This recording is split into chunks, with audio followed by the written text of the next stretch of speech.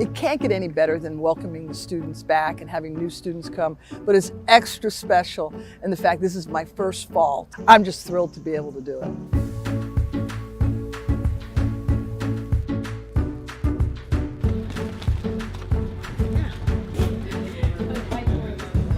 Apollonia wanted to be a nurse, and we visited downtown, the medical center, and she said, "This is where I want to go."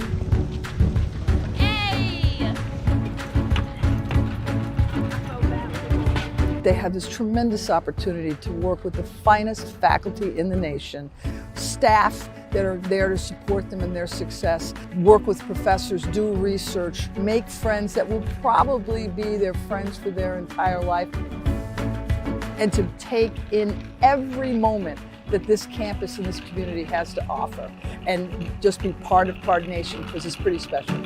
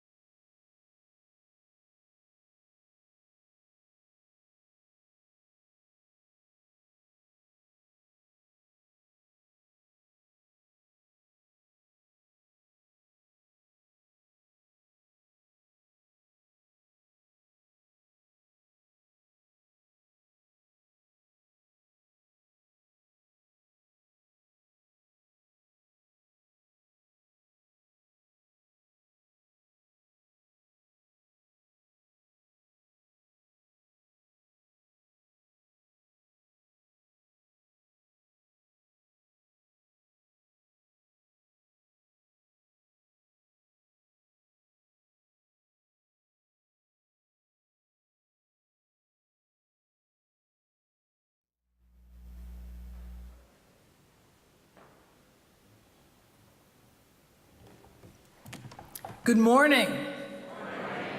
That was pretty good for the Tuesday after Labor Day. I appreciate it. Thank you all for being here in Comstock Hall or joining us remotely. I also want to thank Dean Teresa Reed and the School of Music for hosting us today in this most beautiful facility. I also want to thank the Louisville Brass for their performance today. They are Reese Land, Alex Schwartz, Brett Schuster, Clinton McCandless. Can we please give them a round of applause?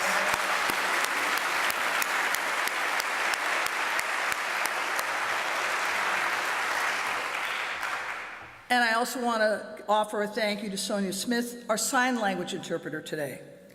The Welcome Week video you saw illustrates what the University of Louisville is all about. We are indeed committed, and we are proud of the outstanding scholarly and creative work of our faculty, the amazing excellence of our staff colleagues, and the impact and the influence of UNL as an anchor institution for the city of Louisville and the Commonwealth of Kentucky. But at the center of our mission is our students. Their returning to campus in full force is one of the top reasons that I truly love the opening of the academic year. It very much reminds me of my feelings on New Year's Day, anticipation and excitement as we begin a new year full of promise as well as full of hope. This is my first major campus-wide address as president, although there will be another one coming up pretty quickly. In 3 weeks, the university will hold an inauguration ceremony to recognize the change in presidential leadership, but more importantly, the inauguration provides the opportunity for our community to come together and to celebrate this great university. I hope you will join me on Friday, September 29th on the Oval for that celebration, a very special one celebrating the beginnings of the University of Louisville. And we all hope it doesn't rain. But why are we here today? For this next 30 minutes or so, I want to share some of the achievements of our faculty, staff, and students, what we can look forward to this upcoming academic year, and to share with everyone what I heard from my over 30 listening sessions this past spring and how they have influenced my priorities as a new president. So this will not be a soaring, visionary speech.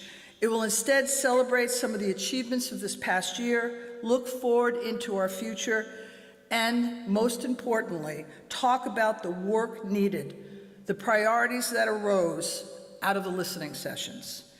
To begin, I want to announce here and now that my first presidential priority, a result of my listening tour during last semester, that so many of you participated in, will be to increase communication from me and from the university's senior leadership team. This fall, I will begin holding regular town halls each semester that will be virtual as well as live streamed, so all of you can easily attend. I would be joined in those town halls with leaders from various departments, like academic affairs, research, finance, and human resources, to name a few, so they too can provide updates and answer questions regarding initiatives they are leading for the university. More details on the first town hall, planned for early November, will come later this semester. And beginning this month, I will be spending 1 week a month on the HSC campus, actually starting tomorrow, to learn more from our colleagues in the School of Medicine, School of Dentistry, School of Nursing, and the School of Public Health and Information Sciences, as well as the important partnership between the university and UofL Health. So I hope to see many more of you, either virtually or in person, beginning this fall semester. But I have already met many of you. My husband, Trevor, the first dude sitting right over there. And I want to thank each of you for welcoming us to this university, this great city of Louisville and Kentucky. It has been 7 months of first for the two of us. Our very first derby, first commencement, first move-in, my first of many visits to meet with legislators, business and community partners throughout the state, and I so enjoyed my trips to Eastern and Western Kentucky. We feel very much at home thanks to the kindness so many of you have shown us since we arrived here in February. And let me be clear, we do consider this university, Louisville, and Kentucky our home. As I have said many times, I plan to finish my career right here. In short, you all are stuck with me. And I could not be more pleased, thrilled, or honored to be part of the University of Louisville community.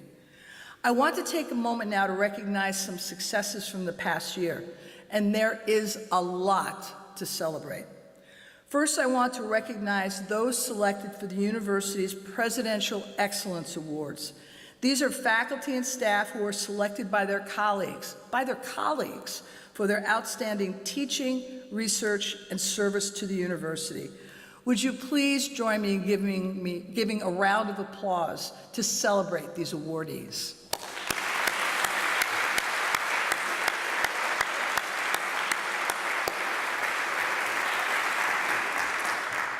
I would also like to give special recognition to one of our colleagues who celebrated 50 years of service to the university this year. Rita Sigwald of the Brandeis School of Law. Would you please stand? Where are you, Rita? There she is.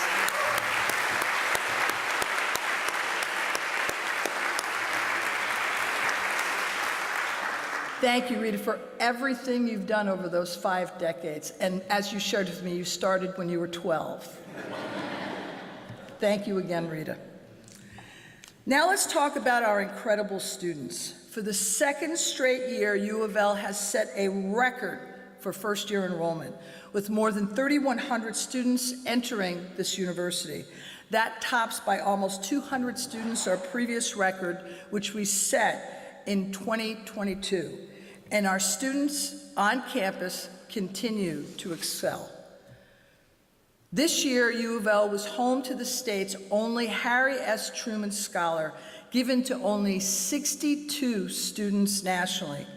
That student, Clemmer Nicomas of our College of Arts and Sciences, was joined by Madeline Martinez from our School of Nursing as they were selected for the highly competitive and very prestigious Goldwater Scholarship, 2 of only 3 students in Kentucky to receive this coveted award.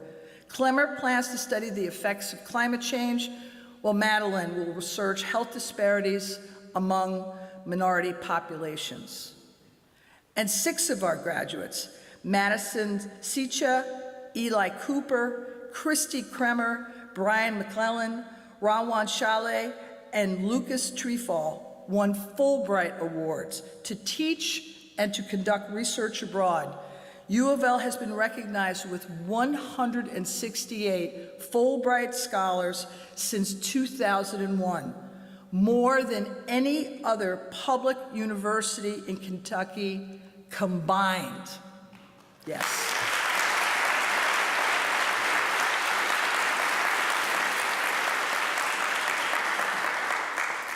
The University of Louisville is one of only approximately 146 U.S. institutions classified by the Carnegie Foundation as having R1 status.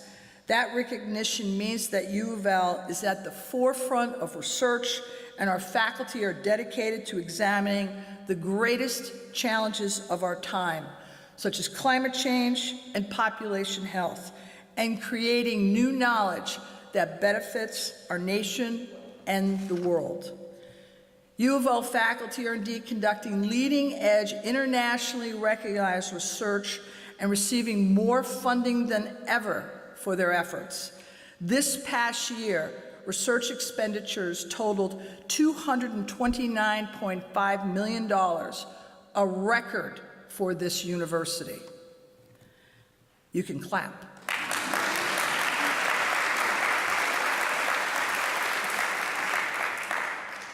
Dan Papa, that's the guy on the left, of our Speed School of Engineering, received a Department of Education grant to conduct research in robotics. His research will have many applications in many areas, including elder care, healthcare, education, and other areas in which humans interact with robots. Professor Papa was also recognized this year with the Office of Research and Innovation's Catalyst Award for his leadership in building a culture of innovation at Larry, U of L's Automation and Robotics Research Institute. The University of Louisville's Christina Lee Brown Environment Institute researchers Brad Schuck, Rachel Keith, Joy Hart, and Candy Walker released a study showing the significant impact of workplace factors on human health. The study is the very first to conduct biomarkers for chronic disease risk factors with a workplace environment. In another study, environmental researchers led by Dr. Aruni Bhagnakar teamed with colleagues from the University of Pennsylvania to conduct the first study that examines environmental factors that lead to sleep deprivation, which is linked to heart disease, type 2 diabetes, depression, and dementia. And the U.S. Department of Commerce awarded the university $13 million to launch the Kentucky Manufacturing Extension Partnership, which is expected to generate between $150 and $200 million in economic growth across the Commonwealth. And building on a discovery made while he was treating patients at UofL Health during the pandemic, UofL researchers led by Dr. Yoon Yi received a $6.1 million grant from the NIH to study and prevent immune system dysregulation responsible for the acute respiratory distress, a leading cause of death among COVID-19 patients.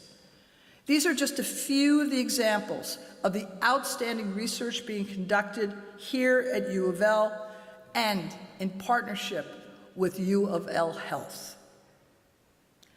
And next, our outstanding staff. Our truly outstanding staff continues to support both our faculty and our students in so many important ways and contribute greatly to the success of this university. For example, our first-year experience team, led by Christy Metzger, has undertaken several initiatives to support first-generation students succeed both academically as well as to cultivate their sense of belonging on our campus. Chelsea Maselli of the Traeger Institute and the Republic Bank Foundation Optimal Aging Clinic, well, she led an important effort that embraced our entire university to provide food, medicine, and other essentials of the victims of last year's devastating Eastern Kentucky floods. Our advising staff throughout the university constantly works with our students before they even take their first class until they are ready to receive their diplomas. The counsel and support they provide is so important to our students' success. And our Cultural and Equity Center staff, they provide a home base for so many students, offering support and programming so all our students, inclusive of all identities and demographics, can thrive and reach their fullest potential. And Trevor and I were thrilled to join our staff colleagues from Res Life, Housing, Student Affairs, and UofL PD, just to name a few, as we welcomed our new and returning students to campus during Welcome Week, and it was incredible. This fall, we welcomed 2 accomplished academic leaders to UofL as they began their leadership as deans. Dr. John Miller at the Kent School of Social Work and Family Science, and Dr. Dana Taran at the College of Arts and Sciences. Would the 2 of you please stand so we can recognize you?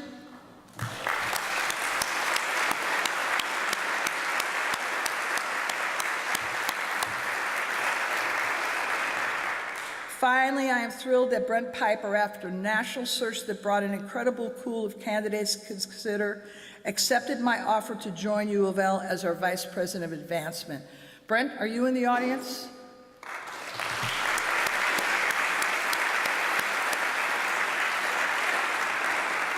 Brent has truly hit the ground running, and you heard it here first. Under his leadership, we will be announcing a timeline for a comprehensive campaign for UofL, the very first in over 10 years, by the end of this academic year. This list is, of course, woefully incomplete, but for more about this past year of success for UofL and its people, including a report out on the amazing year our Department of Athletics AD Josh Hurd, coaches, staff, and student athletes had, I invite you to review my end-of-year summary report that I presented to the Board of Trustees at their July meeting.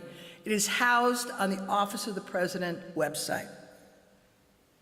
I'm also excited about some milestones coming up this year that indeed point to the great future of our university and our unwavering commitment to Louisville and the Commonwealth. This October, we will cut the ribbon on our new Center for Military Connected Students. U of L is already recognized as one of the nation's very best universities for military-connected students and their families. But this center will lift up that work even more as we expand and enhance support services and a first-rate gathering place, all aimed at continuing U of L's commitment to the individuals who serve our country or are veterans and their loved ones. And early this spring, we will break ground on a new $80 million building that will expand our JB Speed School of Engineering and anchor its position as a national leader in engineering education and research.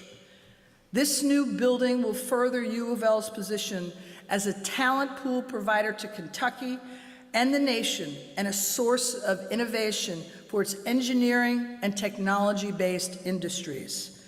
On behalf of Dean Collins and his faculty, staff, students, alumni, community and business partners, we look forward to inviting our entire community to the groundbreaking ceremony later this spring for this incredible and important new academic building.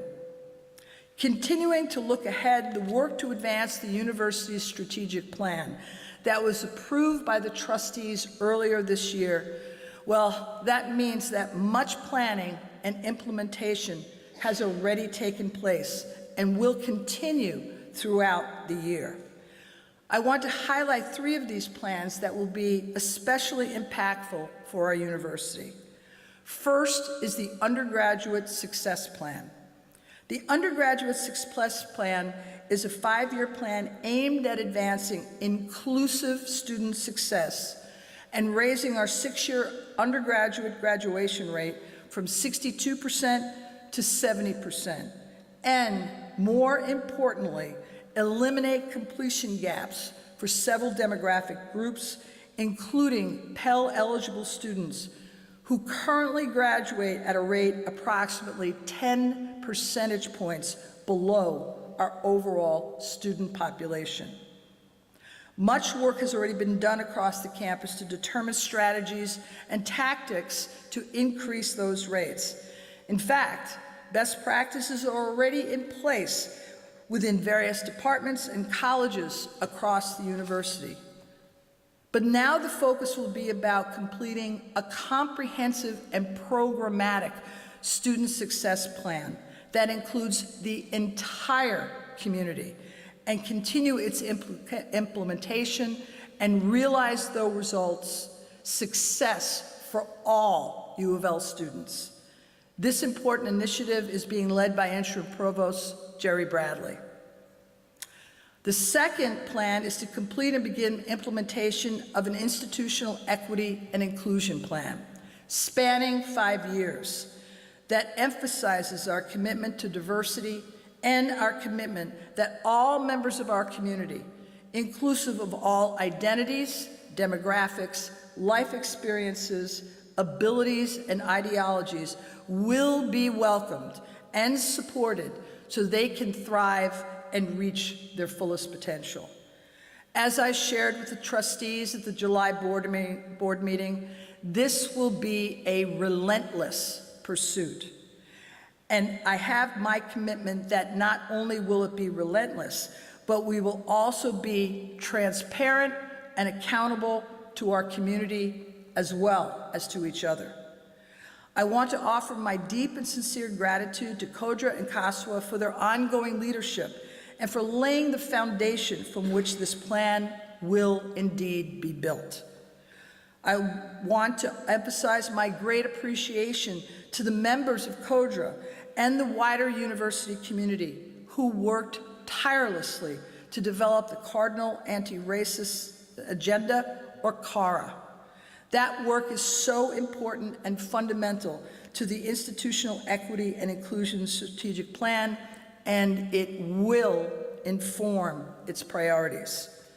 During my listening tour this past spring, it was very, very clear that there has been much serious frustration across our university community about the lack of response to CARA. This plan to be completed and its implementation begun this spring, well, it is intended to correct that. I want to thank VP Lee Gill for his leadership of this most important university-wide effort. As I shared, U of L is an R1 doctoral institution with very high research activity and one of only 146 universities out of the 1,580 that the Carnegie Foundation classifies to have that designation, or just 9%. It is truly a designation that sets us apart and deeply impacts our mission, structure, curriculums, faculty, staff, students, and our facilities. It is also an outcome that requires intentional and ongoing investment and a purposeful and comprehensive strategy to be maintained and advanced. At many meetings over the past 7 months, I have talked about the AAU, the Association of American Universities, that is comprised of our nation's 71 leading research universities, and how we might use them as a tremendous benchmark to inform efforts as we determine what actions and what investments must be made to continuously improve our research enterprise. This upcoming year, Executive Vice President Kevin Gardner will be leading a university-wide effort to address this priority via creating and beginning the implementation of a 5-year research, scholarship, and creative activity plan. As a university, we have a lot to be proud of and have made much progress that needs to continue. But we are also facing very serious challenges. Within our university community, there is low morale, especially amongst our staff colleagues. A lack of trust in leadership, often exacerbated by instability in key positions, and the lack of a long-term commitment and accountability. The compensation study was pointed to and asked about numerous times throughout my listening tour by many staff members, but also by faculty. If you look externally within our nation, by some, the value of a liberal arts education, in fact, the value of a college degree, is being questioned. Today, New York Times reported that the percentage of young adults who said a college degree was very important fell to 41% from 74% just a decade ago. One of the reasons for that decline is the cost of college is increasingly being labeled too high, but calls to further reduce state support for higher education, well, they continue. None of these challenges, internal or external, are easy to respond to or to solve, but I am confident that working together as a university community, we can indeed make progress, significant progress, in addressing them. When I first arrived on campus 7 months ago, I promised to have eyes open and that I had fresh ears to learn more about our campus community and its culture before making any decisions. I promised to hold a series of listening sessions to help familiarize myself with the U of L community, and I asked that you give me a gift. The gift of your experience at the university, your concerns, your thoughts, and your ideas on what I needed to know more about. I held more than 40 sessions, about twice what I had originally planned, because they were so very beneficial to me and because I wanted to make sure that each of you had the opportunity to share. More than 1,200 people, students, staff, faculty, alumni, donors, business and community partners, legislative leaders in Frankfurt and DC, well, they participated in those sessions. And this is what I heard. There is an overwhelming sense of pride and great love for this institution. Time and time again, I heard from folks who couldn't wait to tell me what a difference U of L made in their lives and in the lives of their families and friends. This came from students, faculty, staff, and particularly from alumni and community partners. Many of our staff and faculty colleagues proudly shared that their partner and their child, sometimes more than one child, had a U of L undergraduate or graduate degree. Many from our community shared that their family, well, they were a cardinal family for many generations and across many family members, sisters, brothers, aunts, uncles, grandparents, and of course, children. Love and loyalty to this university was a strong bond for everyone. You believe, as I do, that this university is underrated and underappreciated by many on and off campus. You understand the university's importance, and you wish more people got that message. In short, you believe we don't do a good enough job sharing our story, not only with our neighbors in Louisville and the Commonwealth, but on a national level. I can tell you that our national reputation is better than most of us think. But we do need to do more and retell the contemporary 2023 story of U of L, not the small commuter school from 1970, but a research powerhouse with outstanding degree programs in student life and athletics that is second to none, that deeply impacts the city of Louisville, Kentucky, and our entire nation. I heard that you told me, you made sure to tell me, in so many ways, too many ways, U of L is stuck in the past. You said we dwell too much on previous scandals, financial woes, and lack of commitment from past administrations. And that pulls us back time and time again from the further greatness that we can achieve.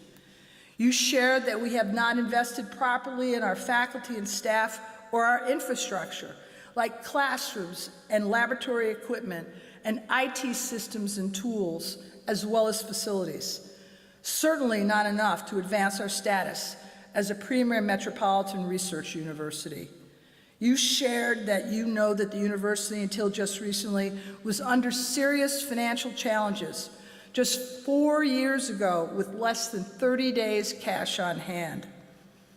But you shared we desperately need, a significant and continued effort, not a start and stop effort.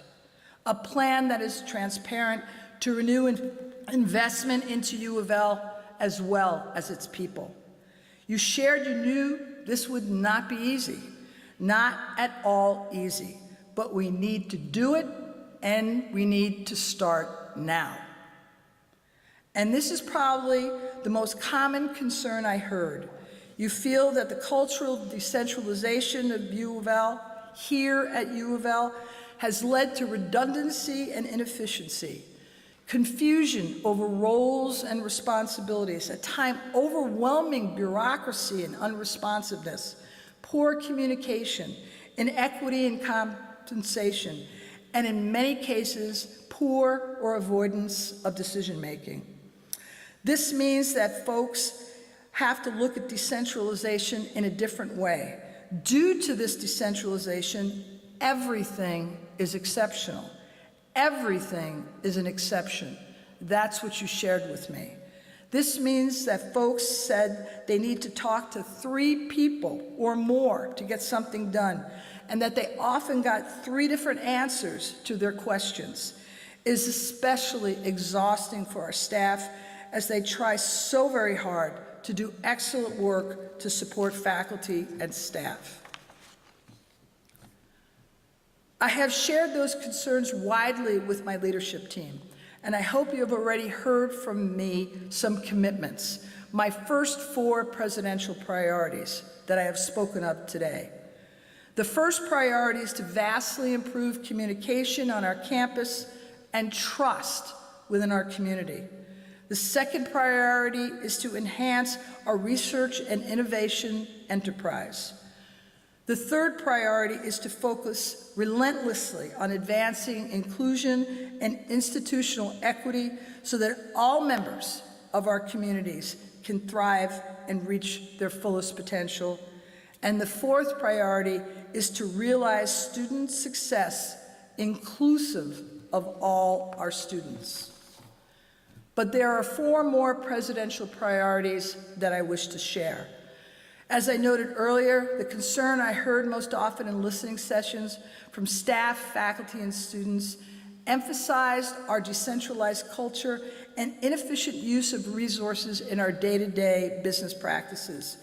In short, we had no consistent and easy-to-use university systems in several key areas. U of L is a very decentralized institution.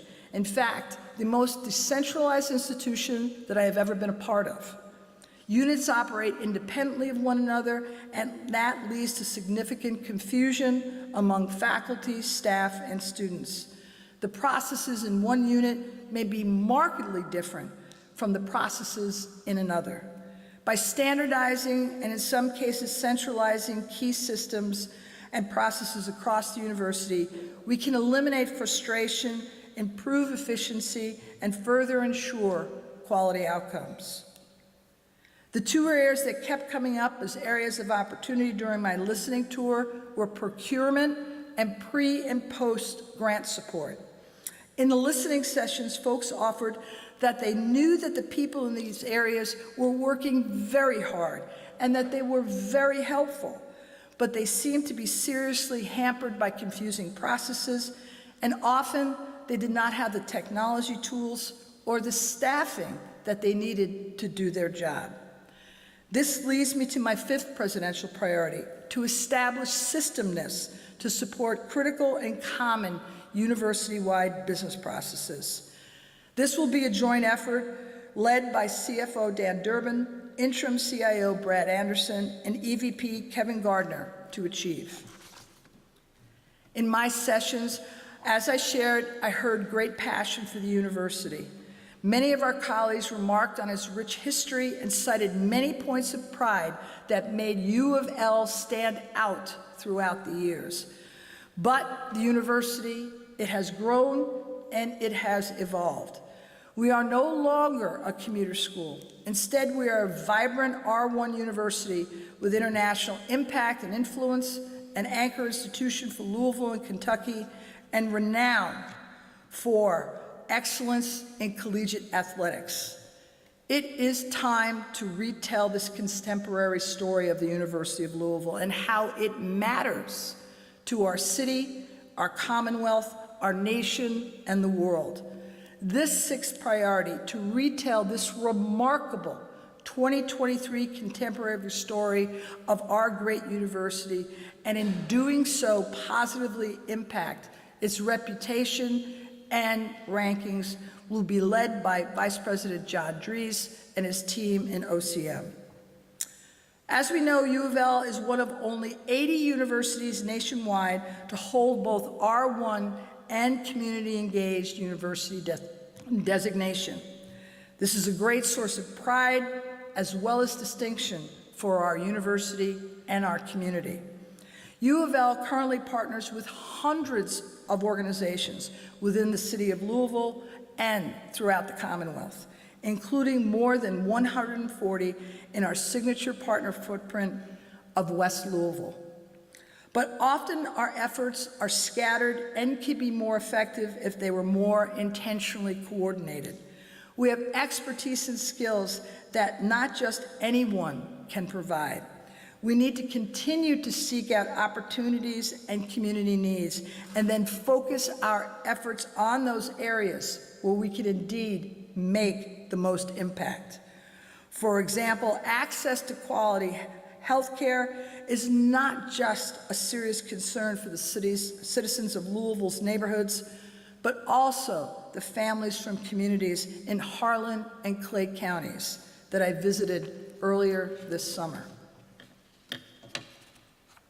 This effort, the 7th presidential priority, will be to create a coordinated community engagement plan that lifts up, connects, and further supports the impact of our current efforts.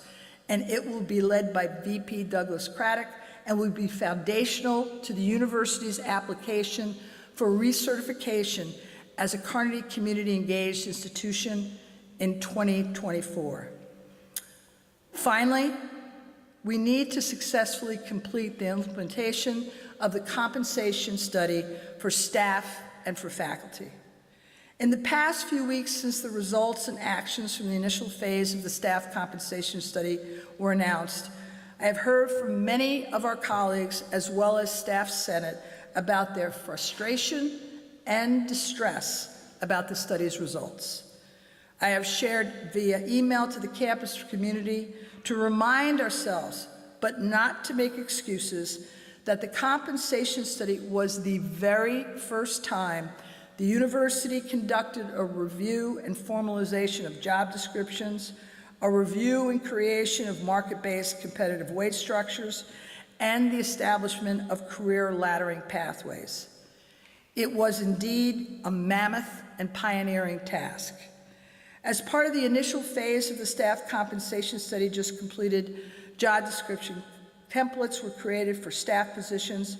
A set of comparative universities was used to develop market-based pay ranges, and pay adjustments were made to correct the salaries for folks that were indeed below the pay range minimum of 80% of market median, equity concerns that were identified, as well as salary compression that resulted from those two previous actions. But I have heard from many during the listening tours and from Staff Senate in the past few weeks great concern about what issues were not addressed in this initial phase and how these first set of actions actually negatively impacted some of our staff colleagues. Two concerns were especially highlighted. I heard from many that despite years of service, often 7, 10, 12 years in their current role, coupled with good performance reviews each year, that these individuals, well, their salaries were still below the market median. As I shared, addressing that issue was never part of the initial phase of the compensation study. I know that is very hard for those affected to hear, but it is, regrettably, the truth. The second concern involved non-exempt employees whose staff colleagues were adjusted upwards when the university adopted the $15 minimum wage. But as they were making more than $15 an hour, their salary remained unaffected.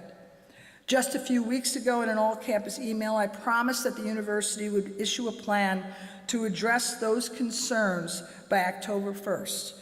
And I remain firmly committed to that deadline. Despite how we got there, addressing those concerns is now my responsibility. I want to make that absolutely clear. I also want to make sure that I don't create unrealistic expectations as to what corrective action may result. In the past few weeks and during the listening tour, I learned from many that is unfortunately what has happened with regard to the compensation study in the past. To be clear, I take this situation very seriously, and I am very much involved in determining a solution to it.